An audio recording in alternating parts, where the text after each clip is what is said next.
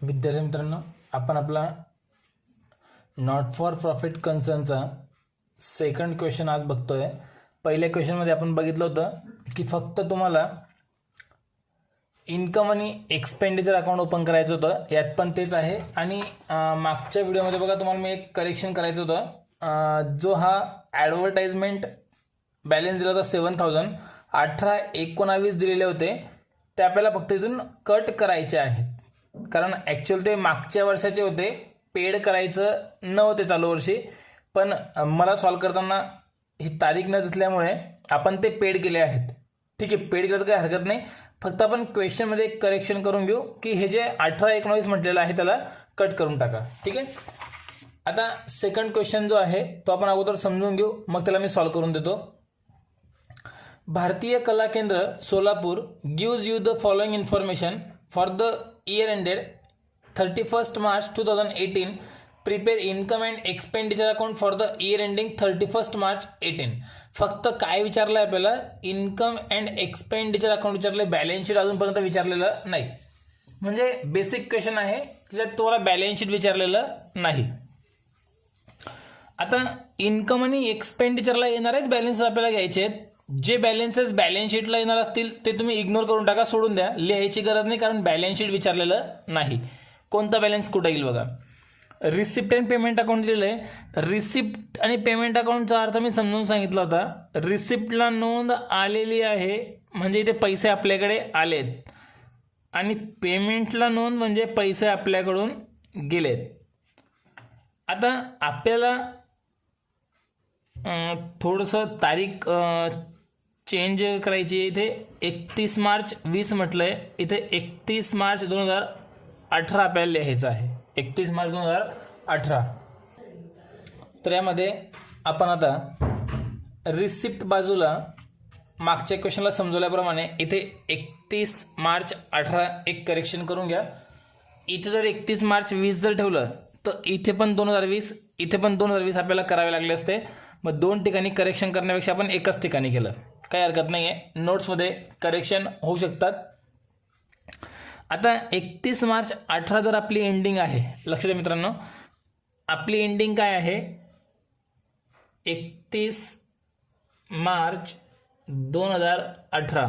तर आपलं हे वर्ष सुरू कधी झालं होतं? 1 एप्रिल 2017.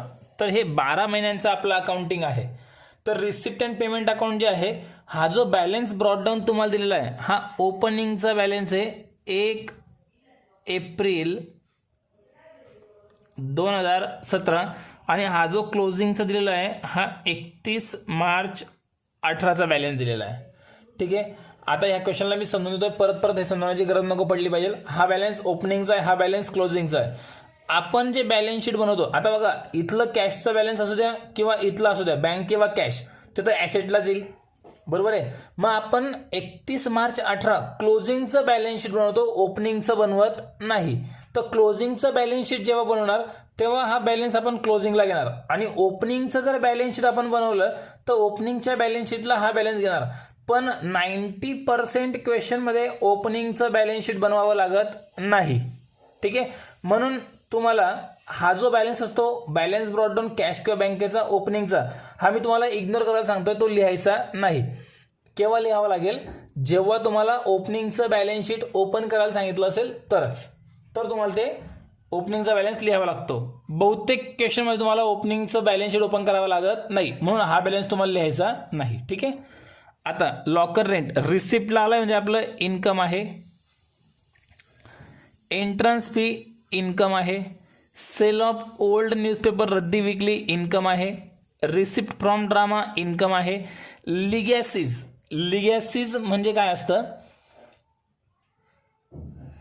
याचा आता समजतो. लॉकर रेंट आपण बँकेत वगैरे बघतो की लॉकर वगैरे ठेवलेले असतात, त्याचं रेंट मिळालेलं आहे, इन्कम आहे. एंट्रन्स फी म्हणजे ॲडमिशन फी, त्याला कन्सिडर करा, इन्कम आहे. सेल ऑफ ओल्ड न्यूजपेपर जुनी रद्दी विकली, आणि रिसिप्ट फ्रॉम ड्रामा. आता ही जी भारतीय कला केंद्र आहे, ही भारतीय कला केंद्र काही ड्रामा वगैरे करतात. तर ड्रामा म्हणजे नाटक वगैरे बसवलं, आणि ते नाटक जे त्यांनी सादर केलं त्या नाटकातून त्यांना मिळाले पैसे 9,000 रुपये, त्यांचं इन्कम आहे. ठीक आहे. आता लिगॅसीज म्हणजे काय, तर कोणी एखादा व्यक्ती वारला असेल त्याच्या नावाने जर काही अमाऊंट मिळालेली असेल त्याला म्हणतात लिगॅसीज. हे नॉन रिकरिंग इन्कम आहे आपल्या संस्थेचं, रेग्युलर इन्कम नाही. मग नॉन रिकरिंग जर आहे तर याला डायरेक्ट कॅपिटलमध्ये ॲड करायचं असतं, ॲडजस्टमेंट असो किंवा नसो. इथे ॲडजस्टमेंट दिली बघा, लिगॅसीज आर टू बी कॅपिटलाइज, म्हणजे इन्कमला हे घ्यायचंच नाही आहे, डायरेक्ट कॅपिटलला आपल्याला ॲड करायचं आहे. ॲडजस्टमेंट नसेल तरी पण ते कॅपिटलमध्ये काय होऊन जाईल, ॲड होऊन जाईल. आपण कॅपिटल कुठे घेतो, बॅलन्स शीटच्या लायबिलिटीमध्ये. तुम्हाला बॅलन्स शीटच विचारलेलं नाही आहे तर हे कॅपिटलमध्ये लिहिण्याची गरजच नाही पडणार. पुढे interest of government securities income आहे, इन्कममध्ये ट्रान्सफर करून देऊ. मिसलेनियस रिसिप्ट, मिसलेनियस म्हणजे किरकोळ उत्पन्न आहे, हे पण आपण रिसिप्टला इन्कमला ट्रान्सफर करणार. आता पेमेंट साईड, स्टेशनरी खर्च आहे, एक्सपेंडिचरला घेऊ. फर्निचर परचेस, फर्निचर खरेदी केला आपण, ॲसेट्स आहे आपली, खर्चामध्ये दाखवायचा नाही, ॲसेट्स आहे. इन्व्हेस्टमेंट इन गव्हर्नमेंट सिक्युरिटीज हा पूर्ण एकच शब्द आहे, ॲसेट्सला येईल. हे बघा दोघी बॅलन्स ॲसेट्सचे आले, पण आपण बॅलन्स शीटच ओपन नाही करणार तर हे बॅलन्स लिहावे लागणार नाहीत. एक्सपेन्सेस ऑफ ड्रामा, जे नाटक त्यांनी बसवलं त्यातनं 9,000 तर इन्कम मिळालं, पण त्यांनी खर्च पण केला 3,000, तर आपण इन्कमला घेऊ, एक्सपेन्सेसला. पोस्टेज पण एक्सपेन्सेस आहे, एक्सपेंडिचरला घेऊ. मॅगझिन अँड न्यूजपेपर हा पूर्ण एकच बॅलन्स आहे, एक्सपेंडिचरला घेऊ. सॅलरीज पण एक्सपेंडिचरला येईल. आणि बॅलन्स कॅरी डाऊन हे दोघी पण बॅलन्स तुम्हाला ॲसेटला नोंद करावे लागतात, पण बॅलन्स शीटच जर विचारलेलं नाही आहे तर लिहिण्याची गरज नाही. Next, legacies are to be capitalise, हा जो बॅलन्स आहे कॅपिटलला ॲड करा असं म्हटलेलं आहे, नाही पण म्हटलं तरी ॲड करणारच. आउटस्टँडिंग सॅलरी ₹200, 200 रुपये सॅलरी आउटस्टँडिंग आहे, ह्या सॅलरीवर आपण स्टार करून ठेवू.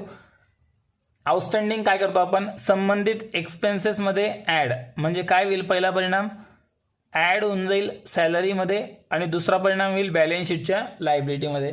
पण बॅलन्स शीट जर ओपन नाही करणार तर हा परिणाम आपल्याला करण्याची गरज नाही ह्या क्वेश्चनमध्ये. पुढे 50% entrance fees are to be capitalise, बघा ह्या एंट्रन्स फीवर ॲडजस्टमेंट आहे, कॅपिटलाइज करायला सांगितलेली आहे. मग आपण काय करू, इन्कममधून अगोदर लेस करायचं 50% आणि नंतर कॅपिटलमध्ये काय करायचं आपण ॲड करायचं. पण दुसरा परिणाम करण्यासाठी आपण बॅलन्स शीट ओपन जर करणार नाही आहेत तर हा परिणाम पण करण्याची गरज नाही, फक्त आपल्याला इन्कममधून 50% मात्र लेस करायचे आहेत. आणि हा क्वेश्चन तुमचा संपला. आता याचा तुम्हाला मी आन्सर सॉल्व्ह करून देतो. बघा मित्रांनो, आन्सर करता मी आखलेला आहे. मी इनर कॉलम ह्या क्वेश्चनला घेतलेलं नाही आहे. ॲक्च्युली इनर कॉलम आपल्याला घ्यायचा असतो, पण यात काही जास्त ॲडजस्टमेंट नसल्यामुळे मी इनर कॉलम ओपन नाही केला. ठीक आहे, बॅलन्सेस ट्रान्सफर करू. रिसिप्ट साईडला सगळ्यात पहिले तुम्ही सूचना लक्षात घ्या, क्वेश्चन मी जर सॉल्व्ह करतोय, आन्सर जर मी इथे लिहितोय तर क्वेश्चन तुमच्या समोर असणं आवश्यक आहे. ठीक आहे, रिसिप्टला पहिला बॅलन्स दिलेला आहे, to balance brought down, cash आणि बँकेचा तो आपण कुठे लिहित नाही. लॉकर रेंट दिलेलं आहे, इन्कम आहे, इन्कम बाजूला आपण नोंद करू.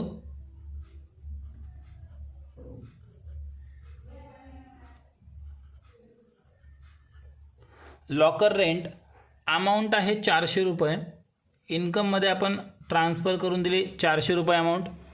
त्यानंतर एंट्रन्स फी 2,900 इन्कमलाच घेऊ, पण त्यावर ॲडजस्टमेंटसुद्धा आहे.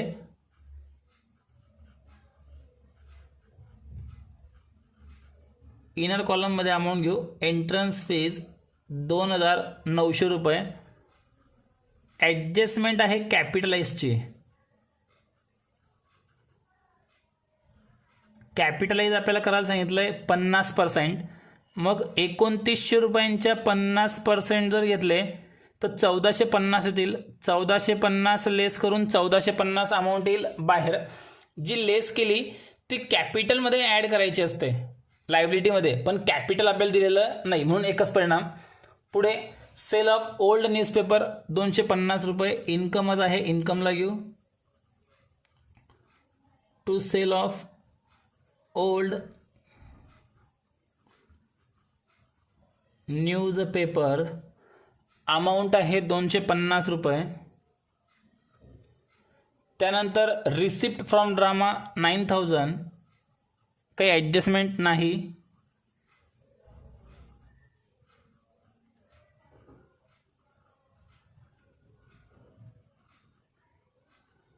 रिसिप्ट फ्रॉम ड्रामा 9000, ॲडजस्टमेंट नाही आहे, अमाऊंट डायरेक्ट बाहेर. त्यानंतर लिगॅसीज जे आहे, लिगॅसीज डायरेक्ट आपल्याला कॅपिटलमध्ये ॲड करायचं असतं, इथं लिहिण्याची गरज नाही. इंटरेस्ट ऑन गव्हर्नमेंट सिक्युरिटीज 400 इन्कममध्ये घेणार.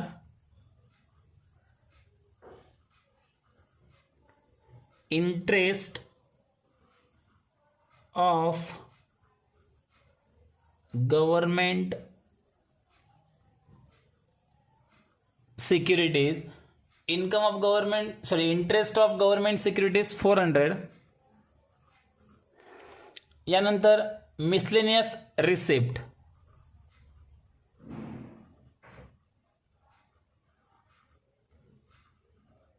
अमाऊंट मिसलेनियस रिसिप्टची, मिसलेनियस रिसिप्ट म्हटलेलं आहे.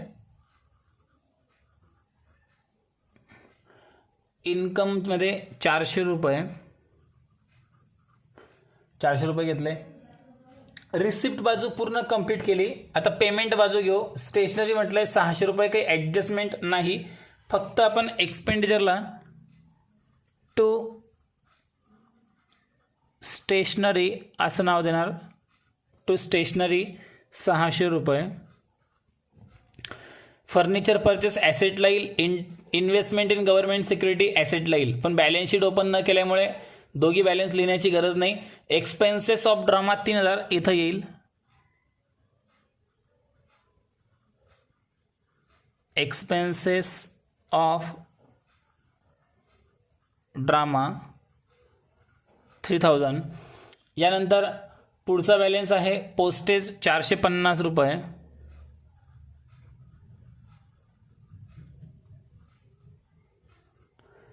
पुढचा बॅलन्स मॅगझिन अँड न्यूजपेपर खरेदी केलेले आहेत 650 रुपयांचे.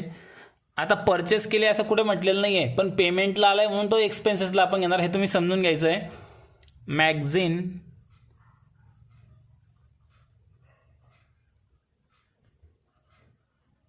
अँड न्यूजपेपर, हे बघा मॅगझिन न्यूजपेपर आपण इथे खरेदी केलेले आहेत, आणि इकडे जे आपण घेतले होते न्यूजपेपर सेल, रद्दी विकली होती म्हणून ते इन्कमला, आणि खरेदी केल्यावर ते एक्सपेन्सेस. अमाऊंट होती 600 रुपये. यानंतर सॅलरीज आहे, त्यावर ॲडजस्टमेंट आहे 4400 रुपये अमाऊंट दिलेली आहे. इनर कॉलममध्ये घेऊ.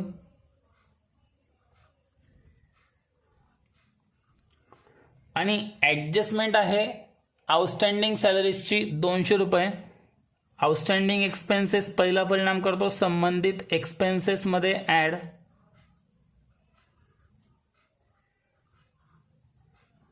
₹200 ॲड करून 4600 रुपये बाहेर. आणि शेवटी बॅलन्स कॅरीड डाऊन दिले तर आपण कुठे लिहिणार नाही आहेत, आणि पूर्ण क्वेश्चनचे बॅलन्स आपण ट्रान्सफर केले, ॲडजस्टमेंट पण संपल्या. आता अकाउंट्स क्लोज करायचं आहे. अकाउंट्स क्लोज करताना इन्कम किंवा एक्सपेंडिचर जी साईड जास्त असेल त्या साईडची अगोदर टोटल करणार, ती विरुद्ध बाजूला लिहिणार. आता आपण अंदाजे टोटल करू.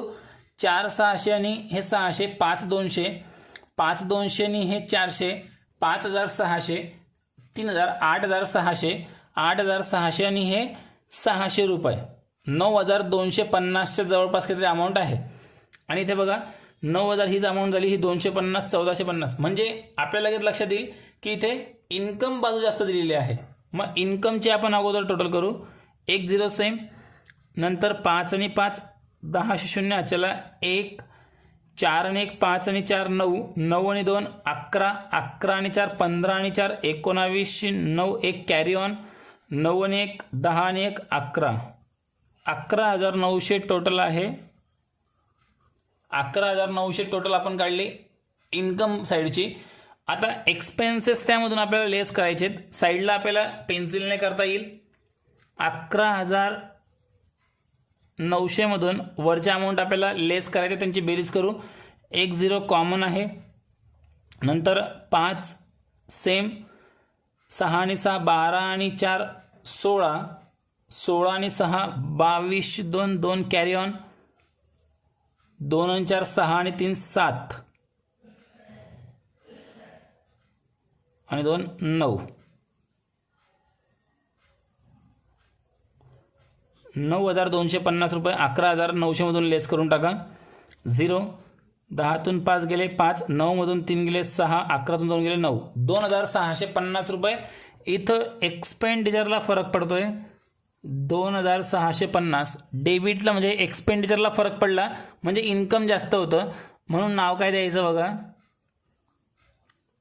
To excess of income over expenditure, कंसात म्हणायचं त्याला सरप्लस. आणि पूर्ण क्वेश्चन तुमचा संपला. इतका सिंपल क्वेश्चन होता, बेसिक क्वेश्चन आहे. आता पुढच्या क्वेश्चनला आपण जो बघणार आहोत त्या क्वेश्चनमध्ये तिसऱ्या क्वेश्चनला तुम्हाला इन्कम एक्सपेंडिचर तर बनवायचंच आहे, पण तुम्हाला बॅलन्स शीट सुद्धा बनवावं लागेल. असा क्वेश्चन आपण पुढचा बघणार आहोत. 2 क्वेश्चन तुमचे इथे क्लिअर झाले.